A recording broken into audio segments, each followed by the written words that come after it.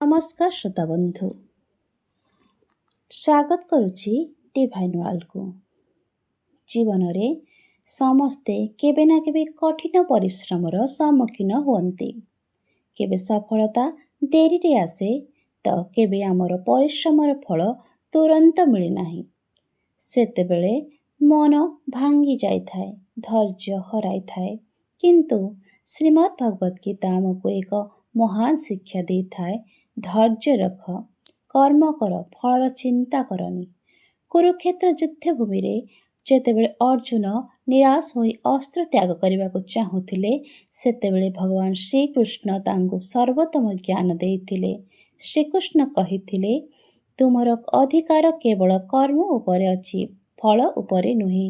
एहार अर्थ हेउछि आमे निजर काम सत्यनिष्ठार सहित करिबा उचित एवं फल को ईश्वरଙ୍କ उपरे छाड़ी देबा उचित। आज अनेक लोक छोट छोट विफलतार हताश हो जाती। गोटे परीक्षा रे असफल हेले, व्यवसाय रे क्षति हेले किंबा जीवन रे कौनसी समस्या आसिले भावंती सब किछि शेष होई गला।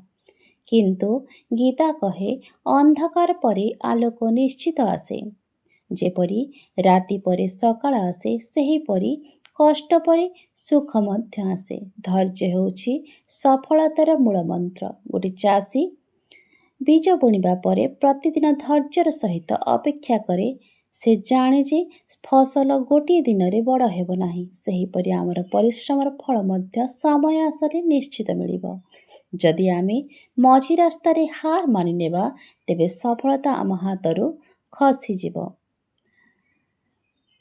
भगवान श्रीकृष्ण आउ एक कथा कहिछंती, मन को स्थिर रख, कारण अशांत मन आमको भूल निष्पत्ति नेबाको बाध्य करे। जेते बड़ समस्या आसु नाही, जदि आमे धैर्य विश्वास रखिबा, तेबे आमर समाधान निश्चय मिलिबो। तेणु बंधुगण, जीवन में केबे हताश हो नाही। ईश्वरଙ୍କ उपरे विश्वास रखंतु, निज कर्म जारी रखंतु, धैर्य धरंतु। आजिर कष्ट कालीर सफलता भित्तिभूमि होई पारे। मने रखंतु, भगवान केबे आपणक परिश्रम को व्यर्थ जीवाको दियो नाहंती। धैर्य धरंतु, विश्वास करंतु, कर्म करी चालंतु। सठिक समय रे सफलता निश्चय आपणक द्वार को आसीबो। जय श्री कृष्ण, जय श्री कृष्ण।